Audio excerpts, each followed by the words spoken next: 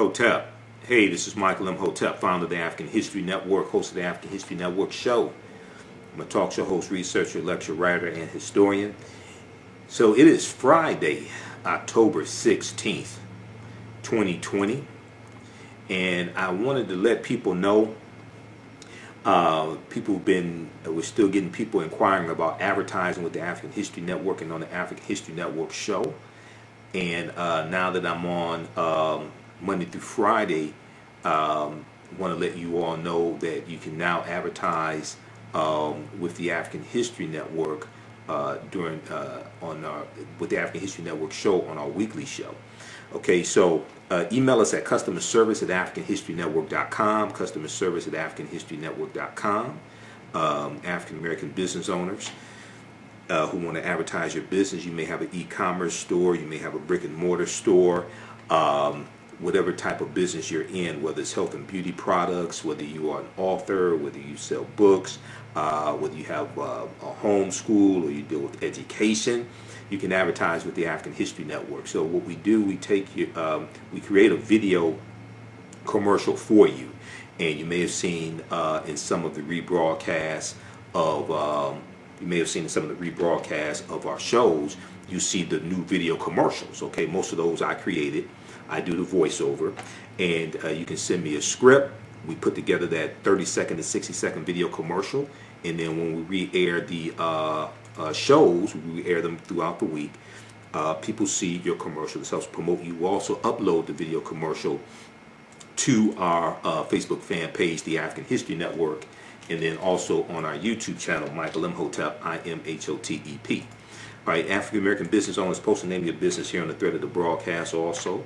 And email us at customerservice@africanhistorynetwork.com, customerservice@africanhistorynetwork.com, and we'll let you know how you can advertise with the African History Network. We can get you up and running today. So you'll get the video commercial, and then also our broadcasts are in audio podcast format as well.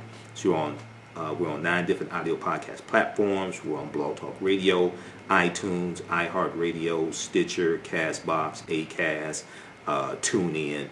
So when people listen to the audio podcast of these broadcasts, they'll hear your audio commercial as well. Okay, so you may have an upcoming conference or a virtual conference. I know, I usually speak out of state once a month or something like that. All that's been basically canceled, but people are having virtual conferences. You may have a virtual conference that you want to promote.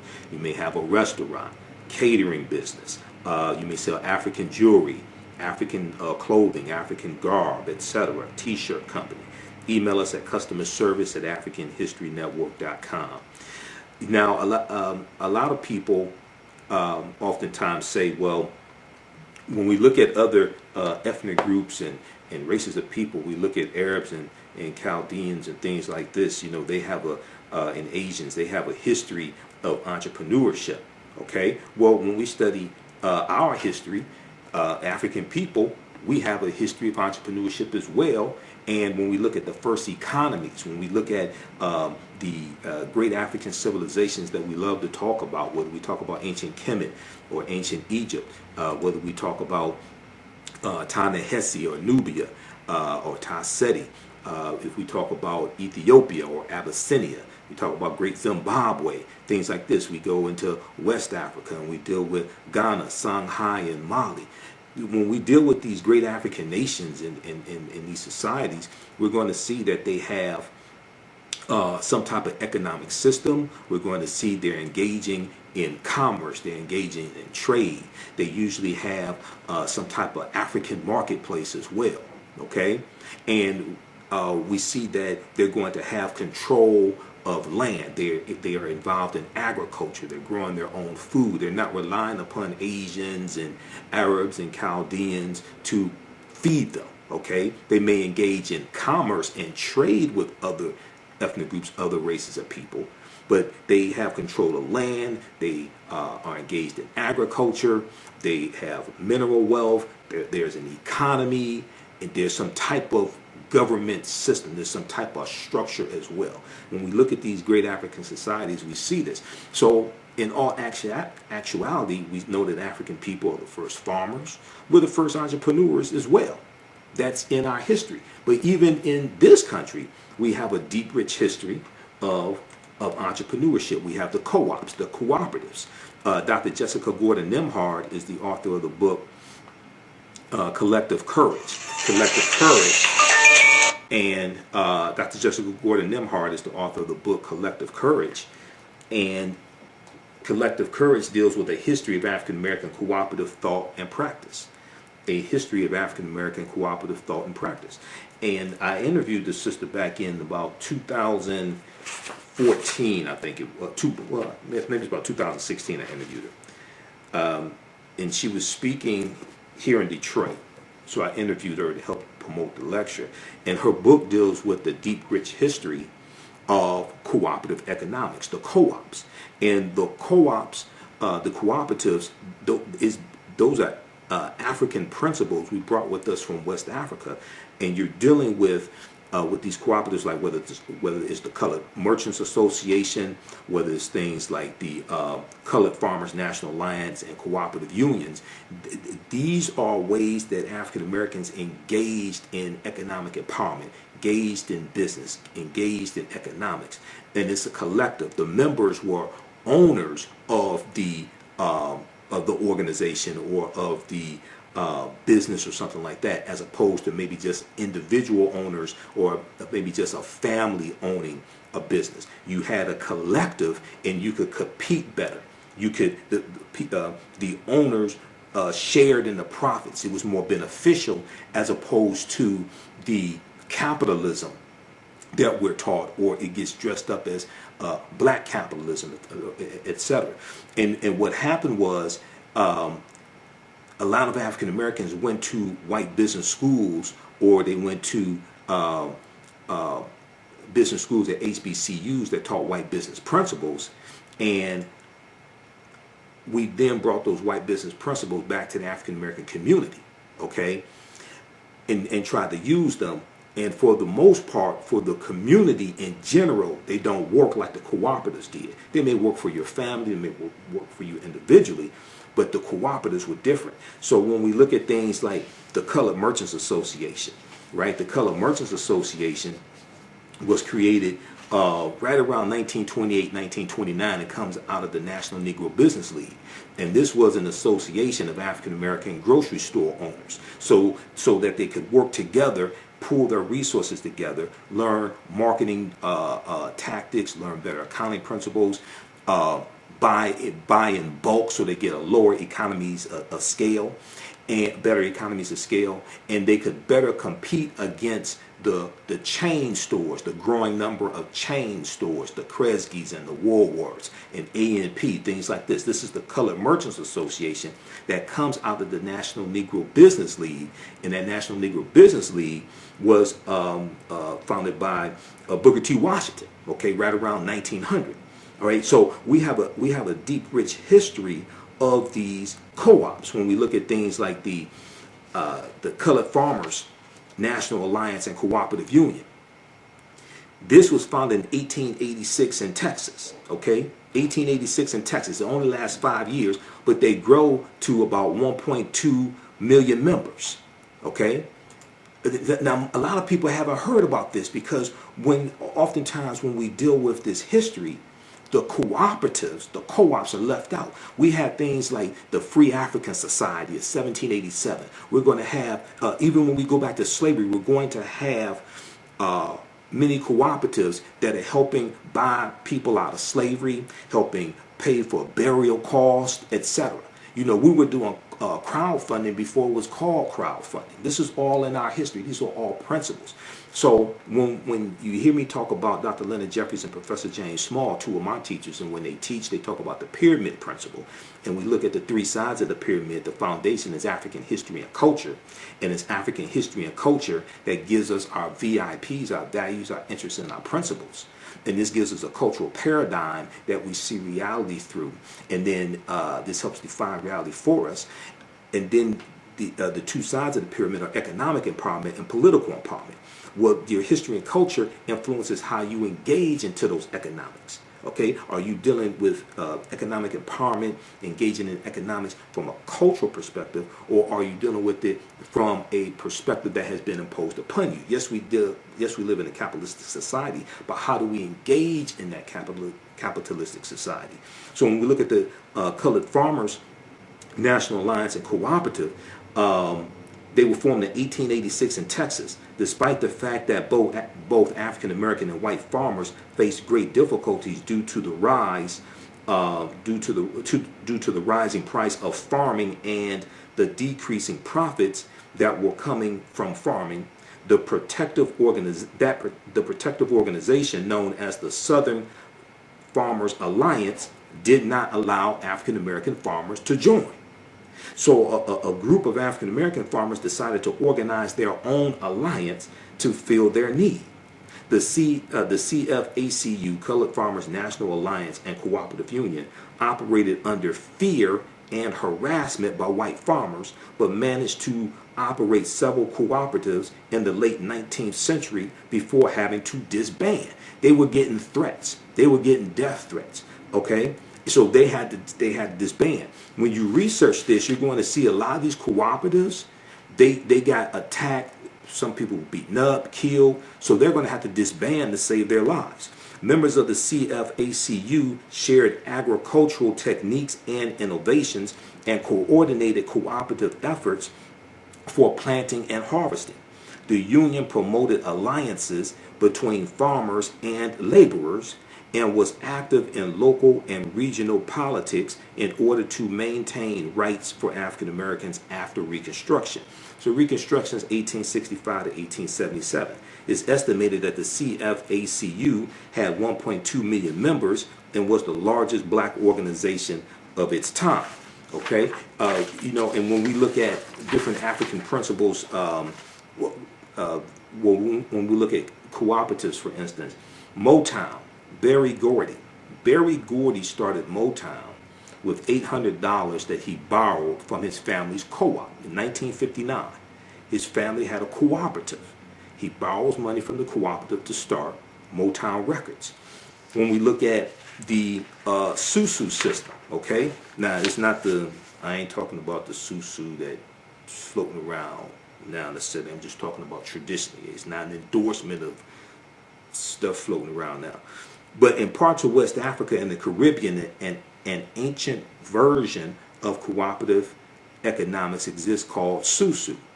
As one of the oldest forms of microfinance in Africa, the practice is run by one of Africa's oldest financial groups, Susu collectors. They run their business from kiosks in the marketplace and act as mobile bankers. Clients make low but regular deposits on a daily or weekly basis over the course of a month into a Susu account.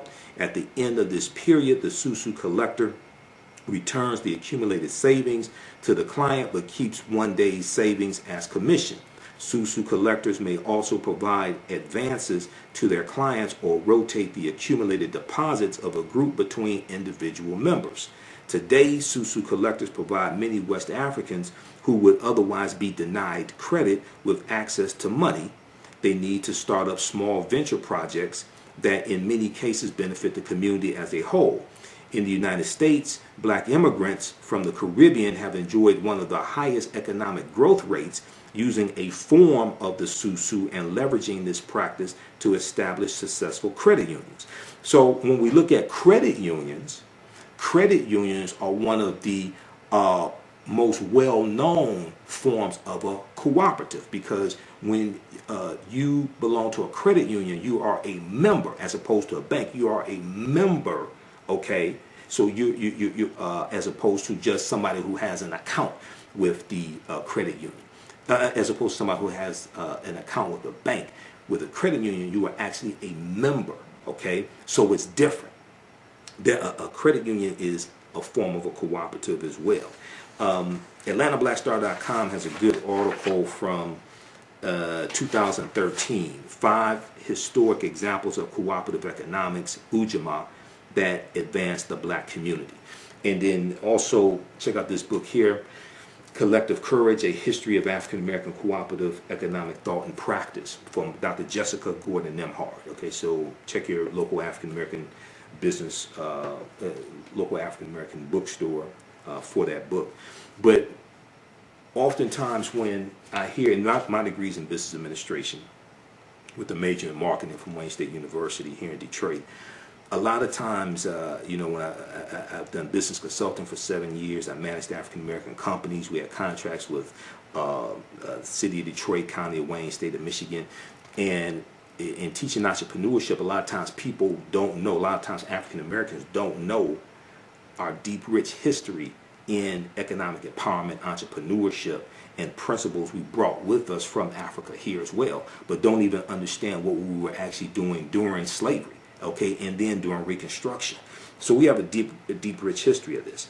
So once again, you can email us at customerservice@africanhistorynetwork.com, customerservice@africanhistorynetwork.com, African American business owners. You can advertise with the African History Network on the African History Network show. We're on Monday through Fridays now, and then what we do, we take your 30-second and 60-second video commercial, and I'll create a video commercial for you. So when you see some of the rebroadcasts of our shows, you see the video commercials in there. Black History Mobile Museum 101 is one of them. A lot of those video commercials, I'm the one that puts them together.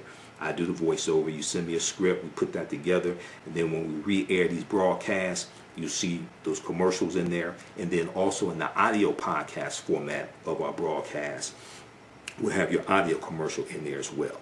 Okay, so we're on 9 different audio podcast platforms: iHeartRadio, FM Player, TuneIn, iTunes, Blog Talk Radio. So if you are African American book author, if you have a bookstore, whether you have a brick and mortar store or a e-commerce store, if you sell health and beauty products, clothing, African garb, or whether regular clothing, if you sell athletic gear, shoes, okay, you have a fitness website, if you have an upcoming conference or event, virtual conference, etc., we can help you market that at the African History Network. Email us at customerservice@africanhistorynetwork.com, customerservice@africanhistorynetwork.com.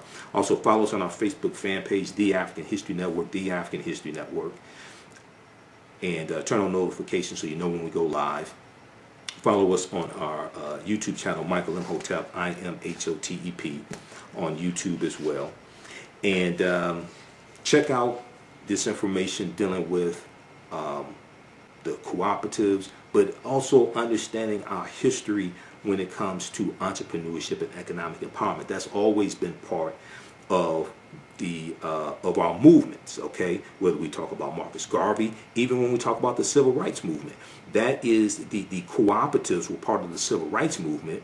It's just not talked about a lot when they retell the story. They oftentimes they just talk about marching and sitting in and different things like this. But there was an economic component to the Civil Rights Movement as well. And actually, if you look at the this article from Vice.com, Vice.com, how black co-ops can fight institutional racism. How black co-ops can fight institutional racism.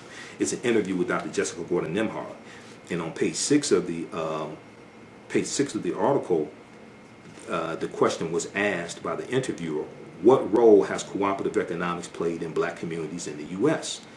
And she responded, African Americans have engaged in some form of collective economics throughout our entire history in America. Sometimes it was tilling kitchen gardens on Sundays when we weren't working as enslaved people and sharing the produce. Sometimes it was putting in dues to bury loved ones. By the 1700s and 1800s, we had more formalized systems of collective economics that were more enterprise driven, like insurance companies and collective farming. Eventually, we had collective grocery stores, like going back to the Colored Merchants Association in 1928, 1929. Okay, it was a cooperative of African American grocery store owners. Eventually, we had collective grocery stores, credit unions, and health care. Europeans eventually recognized the model around 1844, and it formally came to the U.S. African Americans then started forming official co-ops in the 1860s and 1870s. Okay, so Civil War is 1861 to 1865. 13th Amendment is ratified December 6, 1865. 1865, 1877, you have this period of time called Reconstruction, when putting the Union back together, rebuilding the South that was devastated because of the Civil War. And then we have the 14th Amendment, where we have the Civil Rights Act of 1866, which is giving rights to African Americans. The 14th Amendment of 1868, which gives citizenship. The 15th Amendment of 1870, which guarantees the right to vote to African American men, not women, but African American men. Okay, so you have this period of time. You have the Force Acts, F-O-R-C-E, the Force Acts of the 1870s, like the Ku Klux Klan Act of 1871, which is a federal law that is designed to really attack the Klan. Okay, and there's the Ku Klux Klan Act of 1871. So you have all this taking place. You have African Americans owning land, acquiring land. You have us winning seats in Congress. Most of them in the House of Representatives. You're going to have 2 in the Senate, okay, U.S. Senate. So all this is taking place during Reconstruction. So by the 1880s, labor unions were actually helping workers to start their own co-ops, and African Americans were involved in that too. So they were asked the question. She was asked the question: did co-ops play a role in the civil rights movement? She said it was what I call a silent partner to the movement. This was done by.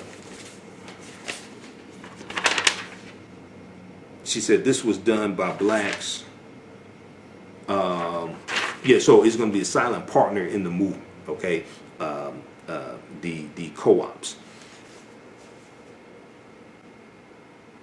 Okay, so check out the rest of this article here, and we know that economic boycotts were part of the civil rights movement, but you're also going to have a component where you have co-ops helping raise money for the civil rights movement, and you have African American businesses, etc. You have people like A.G. Gaston, who was life insurance titan, business owner.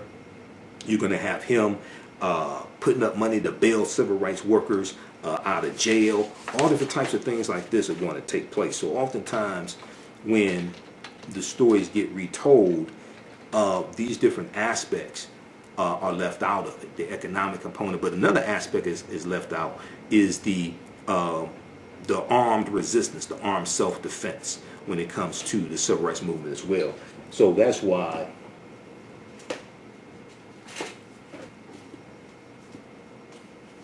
this book here is so important, and also the book by the Deacons for Defense.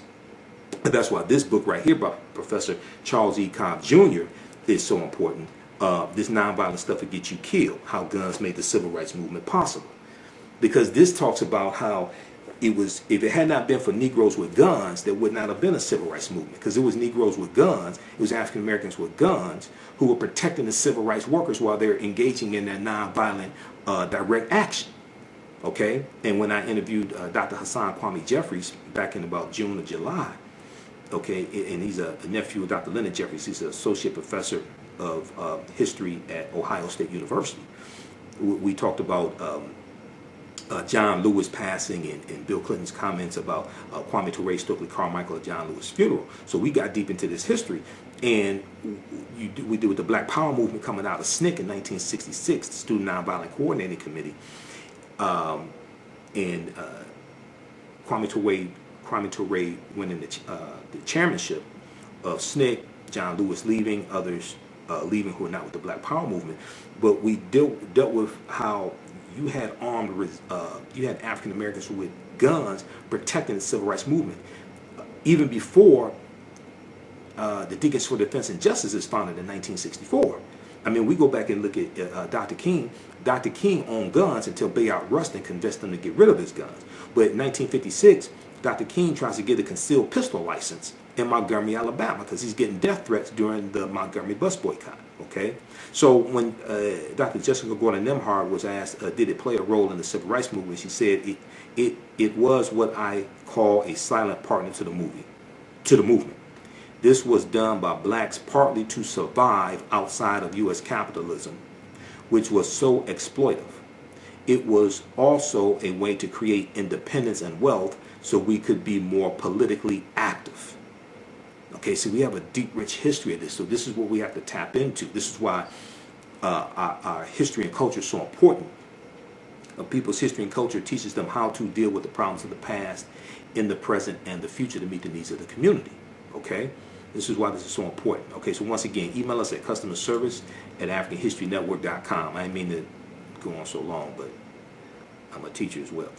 For 25 years, the Black History 101 Mobile Museum has carried on the rich legacy of the Black Museum movement in America by showcasing original artifacts of the Black experience at colleges, universities, K-12 schools, corporations, libraries, conferences, and cultural events, making it the most traversed Black History mobile exhibit in American history. Dr. Khalid El Hakim is the founder of the Black History 101 Mobile Museum, and he is a highly sought-after public speaker on topics of Black history, social studies, education, museum studies, hip-hop, and race relations. Dr. Khalid was named among the change makers for NBC Universal's Erase the Hate campaign and listed as one of the 100 men of distinction for Black enterprise. He recently founded the Michigan Hip Hop Archive on the campus of Western Michigan University. The Black History 101 Mobile Museum is currently scheduling in-person and virtual exhibits nationwide.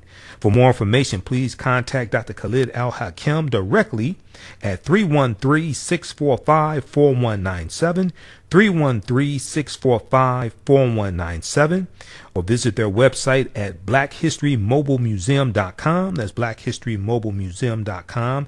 You can also email him at bhistory101@yahoo.com, bhistory101@yahoo.com. Yaya Rule is a line of African print-inspired apparel catered to the Black community. The pieces include t-shirts, sweatshirts, hoodies, jackets, dresses, skirts, activewear, bags, and other accessories and home decor. This brand offers a revived way for men and women to wear their Black pride and honor their African heritage anywhere at any time. This apparel line is for anyone, whether you are working in the corporate world, are an entrepreneur, or an artist. Their selection will allow you to casually let your pride shine or dress it up as wanted. It is for those who have already embraced African fabrics and for those who are just getting introduced to them. Reclaim and experience a part of our culture with rich and colorful African prints. The clothing line and the accessories are available right now starting at $17.99. For more information on the new items and accessories, visit yayarule.com. Email us at customerservice@AfricanHistoryNetwork.com, customerservice@AfricanHistoryNetwork.com. Post the name of your African American owned business here. We've got shops or Be Glam. Okay, shops or BeGlam.com. That's Lanisha. We've got, let's see here, what we have here.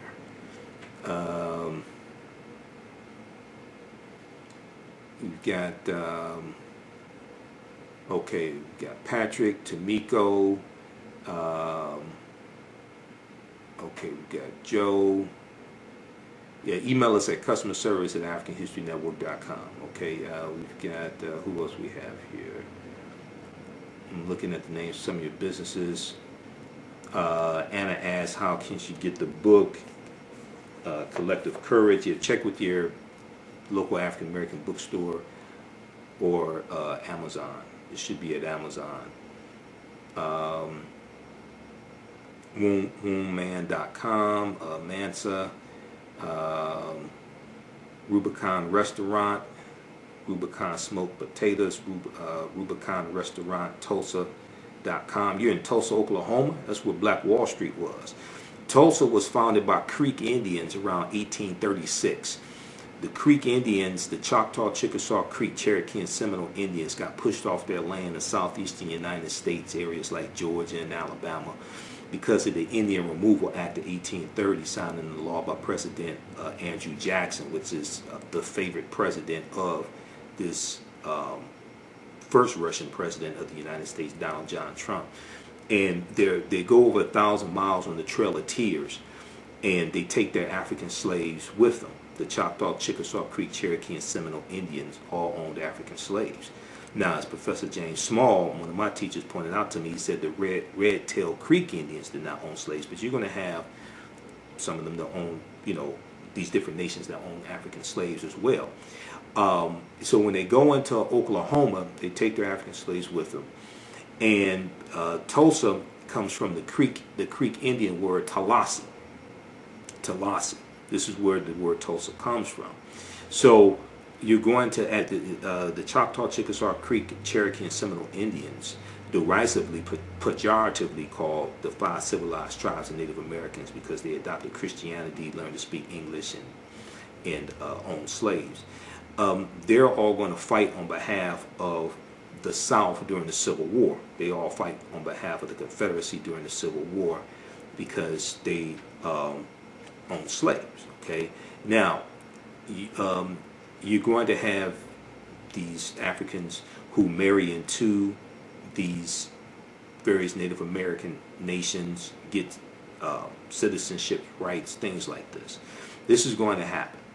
A lot of us have some type of Native American ancestry. I'm one of them. I have Cherokee and Blackfoot on my mother's side of the family because my mother's from Tennessee.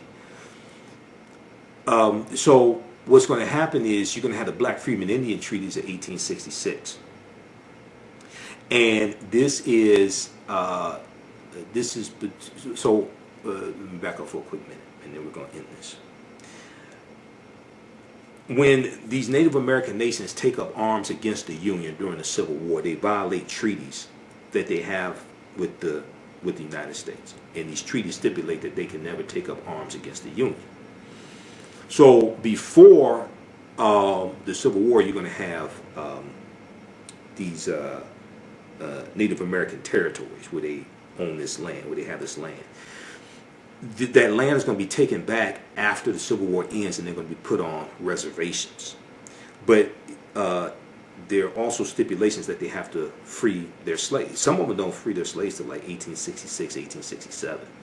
Because they did, In Vogue said, give it up, turn it loose. They didn't want to give it up or turn it loose, some of them. Now, this is not, I'm not saying that we should hate Native Americans. That's not what I'm saying. I'm dealing with their history. I don't want people to misunderstand what I'm saying, because many of us have Native American blood. Many of us, there are black Indians that exist today. There are black Indians, and we saw that the Cherokee stripped the black freedmen in 2011 of their citizenship rights in the Cherokee Nation, and those black freedmen are going to sue to get their citizenship rights back in the Cherokee Nation, get their full rights, etc.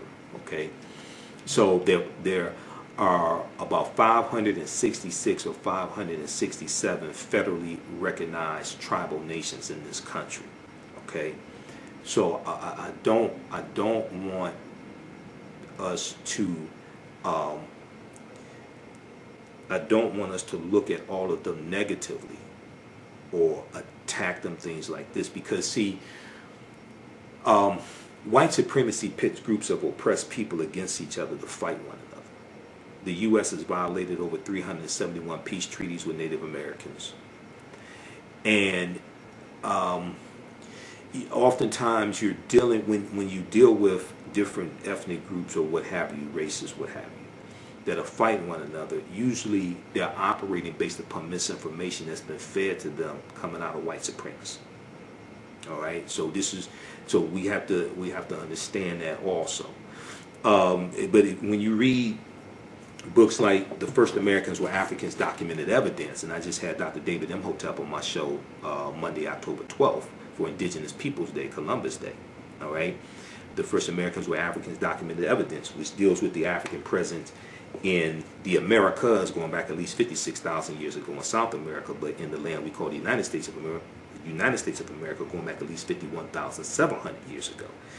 Okay, the Khoisan, who come from southern Africa, the ancestors to the Inuit and the Twa, they were here going back at least 51,700 years ago, before Native Americans, the people who we call Native Americans, came into existence. The people who we call Native Americans are the offspring, in general, the offspring of intermixing between Africans who are already here and Asians who come here around 3000 BC, okay, about 5,000 years ago. They intermix, and their offspring are, in general, who we call Native Americans. If you look at old black and white photographs of Native Americans, and this is why I can't do these broadcasts like this and only do 5 minutes, because where's that book? This book right here. So if you look at old black and white photographs of Native Americans, this is Chronology of Native Americans, the ultimate guide to North America's indigenous people, right?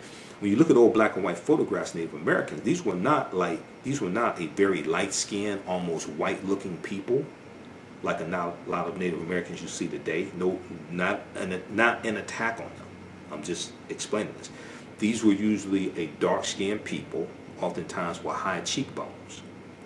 And what's going to happen, you have those who are the offspring of the intermixing of Africans and Asians, one. Two, when European settlers come here, a lot of the African groups that are already here, a lot of them get reclassified as Native Americans. Okay?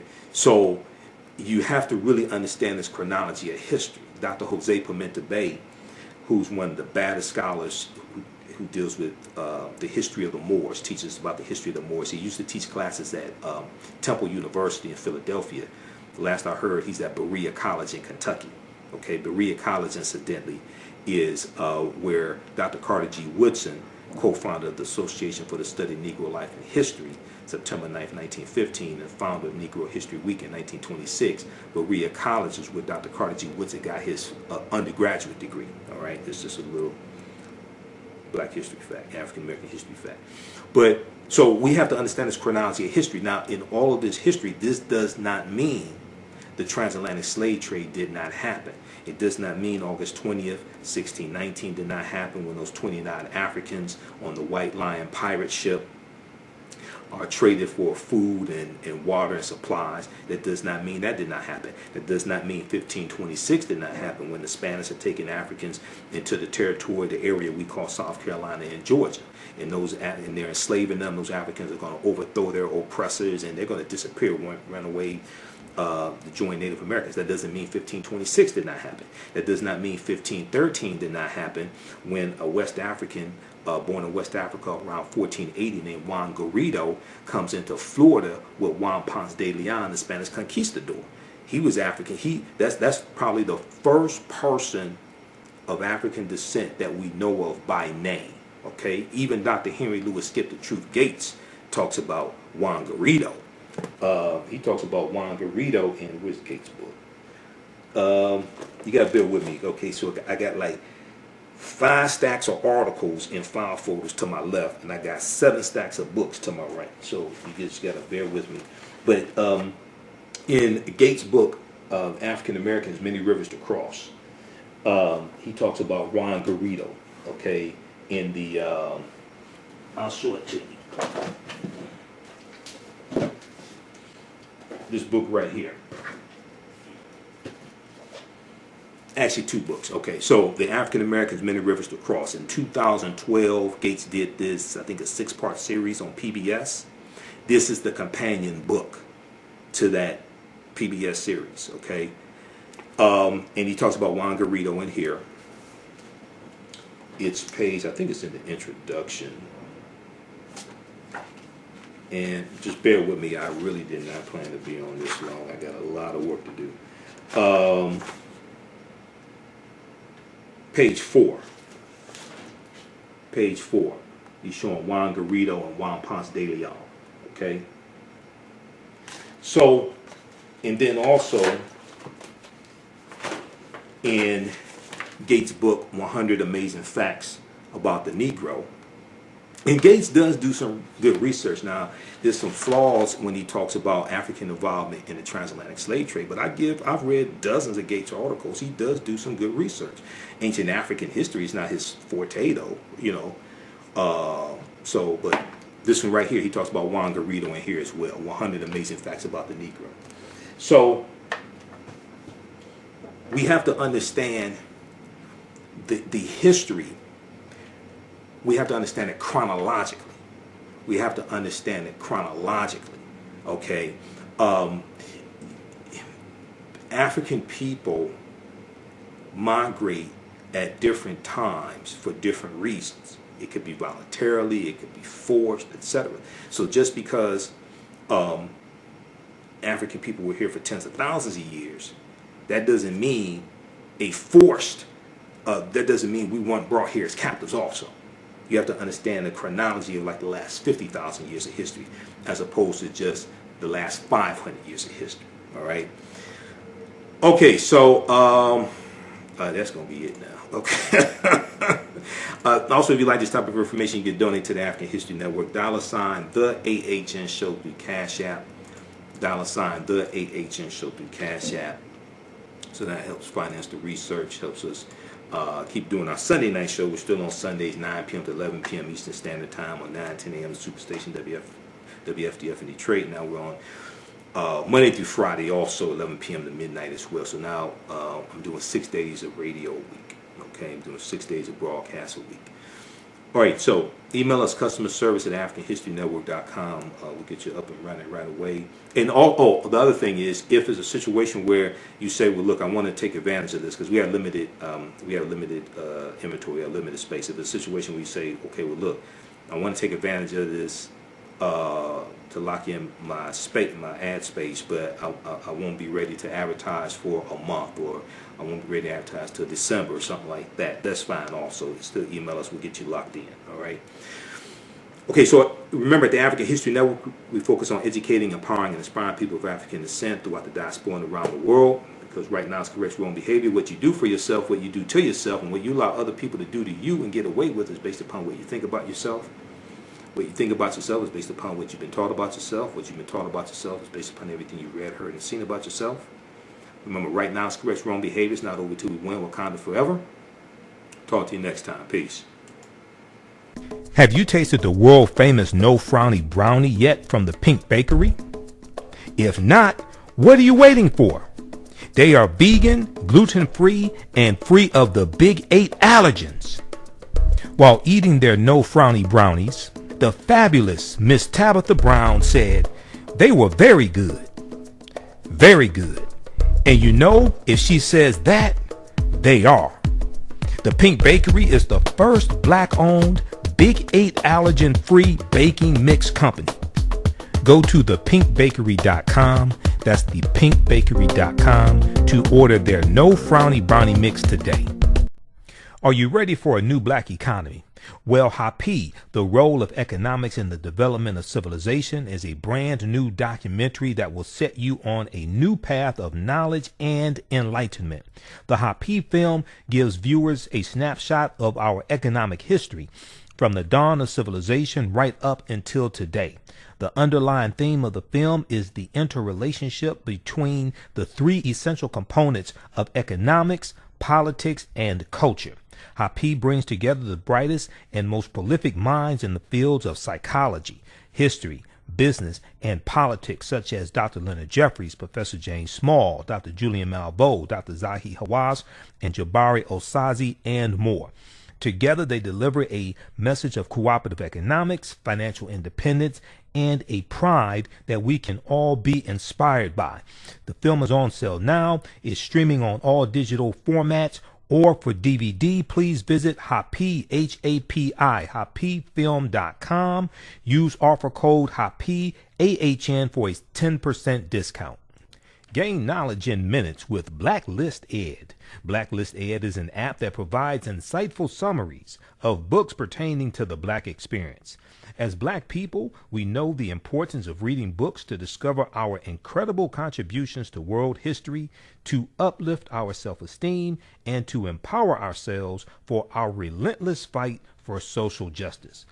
Unfortunately, with our busy lives, it feels like there is never enough time to read a book. Fortunately, there's a solution. With Blacklist Ed, their app provides key insights from best-selling books about the Black experience, therefore saving you time, increasing your knowledge, and empowering yourself through inspirational and actionable ideas. You can read or listen on the go. Start your free trial today by going to blacklisted.com.